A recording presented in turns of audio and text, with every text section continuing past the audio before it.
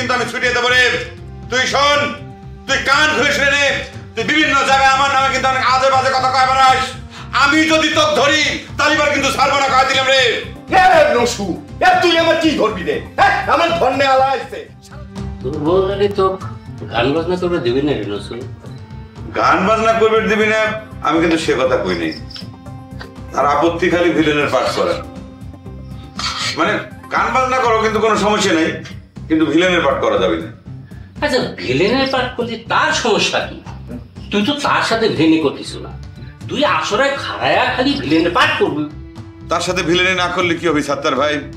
গ্রামের সমস্ত লোক তাকে ভিলেনের বউ কয়ে ডাকে, এতেই তার সবচেয়ে বড় আপত্তি। বুঝতিস তো না কে সাত্তার ভাই, ওয়ের বউয়ের নায়কের বউ হওয়ার শখ জাগিছে। সাত্তার ভাই, রাজু ঠিক কথা কইছে, নায়কের পাঠ করলে পরে তার কোনো আপত্তি নাই। নায়ক তো ছেলের হাতের মুয়া চাইলে আমার পায়া গেলাম। হ্যাঁ, আর তোর চেহারা দেখেছিস, এটা নায়কের চেহারা। আর তোর বউ যদি এতই নায়কের বউ হওয়ার শখ জাগে, তা বাপ মার মুখে চুনকালি দিয়ে তোর মতো ভিলেন এক বিয়ে করবে আর গেছিস কেন? এই খবরদার, মুখ সামাল করে কথা কইস। আমার বউ আমাক কিসের জন্য বিয়ে করেছে সেটা তুই জানিস না? আর আমার বউ কাক বিয়ে করবি সেই সিদ্ধান্ত কি তোর কাছ থেকে নিবি রে রাজু? এই থামেক তো তোরা, উত্তেজিত হলে তো গান বাজনা হয় না। গান বাজনা তো এমনিতেও হবে না। আমি তো কইছি ওই বাদ দাও, নতুন ভিলেন খাড়া করায় দাও। এই তুই একটু চুপ করে বসিস তো, কারে নতুন ভিলেন দাঁড় করাবো আর কাকে নতুন নায়ক দাঁড় করাবো সেটা আমি বুঝবো। নসু, তুই কি করবে চেস কত? আমি তো কয়ে দিছি সাত্তার ভাই, নায়কের পাঠ করলে পরে তার কোনো সমস্যা নাই। নায়কের পাঠ করবে আইছে, তাহলে আমি কি করব? আমি রিটায়ার করব? সারা জীবন ধরে আমি নায়কের পাঠ গেলাম, এখন হুট করে এসে করছে আর নায়কের পাঠ গাবে আর নায়ক হয়ে গেল। এসব বাদ দাও, করছি না।